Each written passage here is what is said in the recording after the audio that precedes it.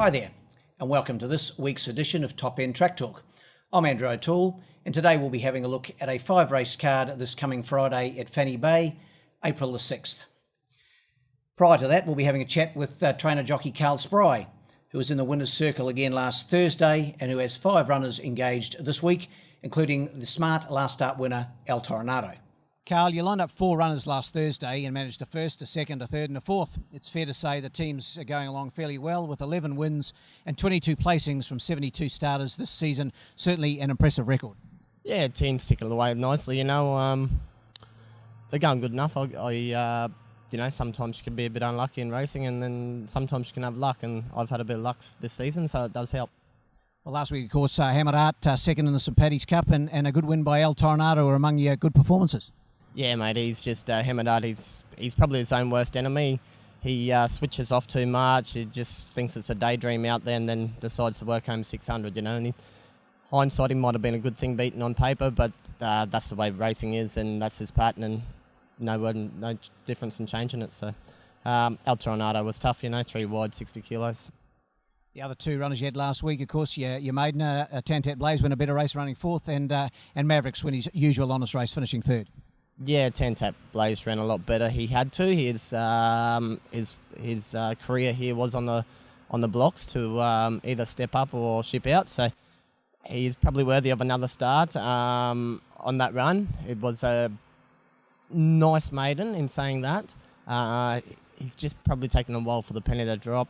Mavericks, look, he's been here forever and a day. He's a good little war horse. He always turns up. When he doesn't, something's up, and he's been here more or less from day one. I've been lucky. Justin gave him to me, Justin Coleman, and the crew gave him to me, and he provided me with a Guineas winner early days. So he's a tough old horse. Look, he's not getting any younger, but he's a great campaigner. Well, Carl, on paper it looks like you had some nice chances again this Friday, starting with Duvet in the first, the 0 to 58, 1300. Yeah, look, he's had one run on the track. That was a while ago now, but he was meant to go around when the abandoned meeting come through. 1300 looks more ideal. The blinkers go back on, tongue tie goes back on.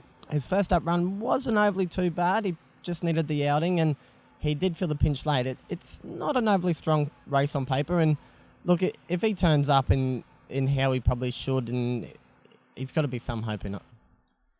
El Toronado, who we've spoken about, he was so tough winning last week. He backs up in the 0 to 76, 1200, and you take the mount again. Yeah, he goes around again, mate. Look, there wasn't much else for him to back him up.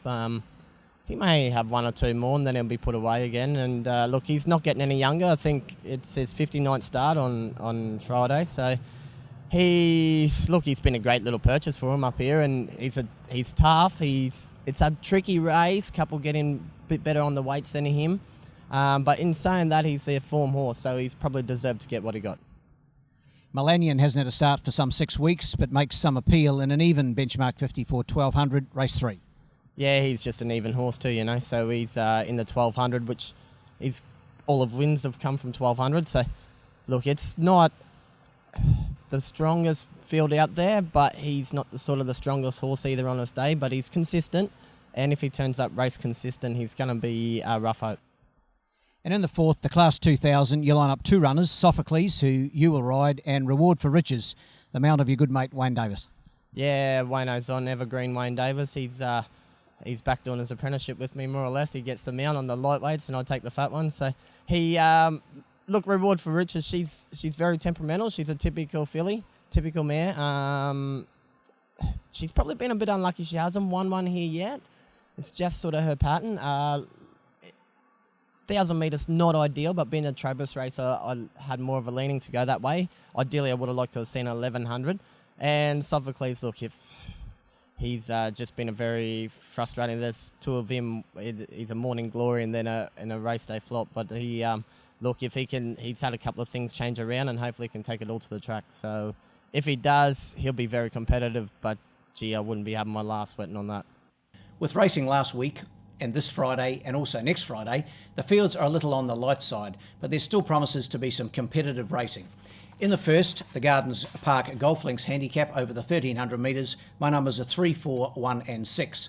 I'm going with number 3 on top here, Dream Passenger. We tipped this horse last week as well, and it finished 4th, knocking on the door, getting close to a win. This isn't a strong lot, and I think with Stephen Riddler on board for Tayan Holter, Dream Passenger gets an ideal chance to break through. 3 on top, ahead of number 4, Luna Joy. Hasn't raced since the 10th of February, but Phil Cole will have this one fit to go. Felicia Bergstrand in the saddle.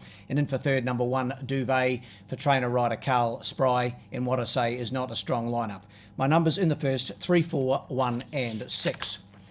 In the second, it's over the 1200 metres. It's Magic Millions handicap for the 0 to 76 sprinters. And my numbers here, 2, 3, 1 and 5. Hard to go past number 2, El Toronado. He was really tough winning last week, sitting 3 wide. This field is not any stronger on paper, and Carl Spry takes the mount again, does the training as well, and it'll be hard pressed to see him beaten number 2, El Toronado.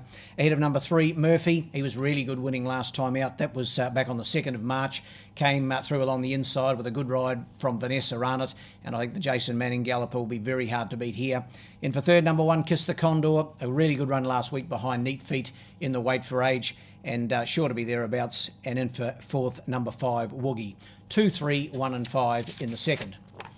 In the third, it's the Allura Gardens Nursery Handicap. It's over the 1200 for the benchmark 54 gallopers, and the numbers here, 4, 1, 2 and 3. Number 4 on top, You Want. Has been racing out of its grade, this horse, but doing not a bad job. And Cherie Lawler and Felicia Bergstrand combined, and that combination's been pretty successful lately. Was 6th the other day behind El Toronado, but only beaten 3 lengths. And I think in this even lineup will be hard to beat. 4 on top for me, ahead of the last start winner, My Snip, for informed trainer Phil Cole, and Kim Gladwin takes the mount. In for third, number 2, Melanian. He's a tough customer. He's not the best customer going around, but he's game and he'll try hard. I've got him in for third, ahead of number 3, Mason County. 4, 1, 2 and 3 in the third. In the fourth, it's the Impact Hair Studios. It's over the 1,000 metres for the Class 2 gallopers, and the numbers here, 4, 6, 2 and 7. Certainly doesn't get any easier on this tough card, and I've got Reward for Riches on top, number 4. Carl Spry could be in for another good day after his good Easter Thursday meeting when he had 4 runners for a first, a second, a third and a fourth.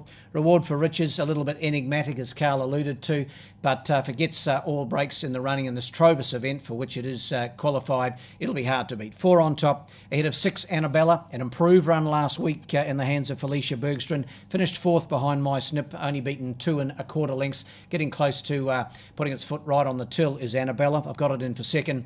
In for third, number 2, Dark Whirlwind. He's second up and should improve on that first up run. And in for fourth, number 7, Spend Up. 4, 6, 2 and 7. And in the last, it's the Bridge Toyota Handicap. It's over the 1,600 metres, and my best bet of the day comes up in this. And it's number 1, Celebracti. I've got him on top. 1, 2, 4 and 3, the numbers. Celebracti third last time out behind Neat Feet. That was over the 1,200 and far stronger Wait for Age company a week ago. The 1,600 metres will suit him. He's won 6 times at the 1,600 metre trip. And with Richie Oakford aboard from the one gate, he's the horse to beat. 1 on top. Ahead of 2, the stablemate, Captain Apollo. He was good winning over 1,300 a week ago and will be thereabouts once again. In for third, number 4, Larracone. He was a winner last time in lower grade, but over the trip of 1,600 metres. And in for fourth, number 3, Tipsy on Red. 1, 2, 4 and 3, my numbers in the last. And here's my best bet of the day, Celebracti. This wraps up this edition of Top End Track Talk, but we'll leave you with the best bet of the day. As I've mentioned, race 5, number 1, Celebracti. Race 5, number 1, Celebracti. And the best roughie comes up in race 4, and that's number 7, Spend Up. Race 4, number 7, Spend Up. We'll be back again prior to our next meeting, which is scheduled for Friday the 13th. Might be a few omen bets that day. Good luck and good punting.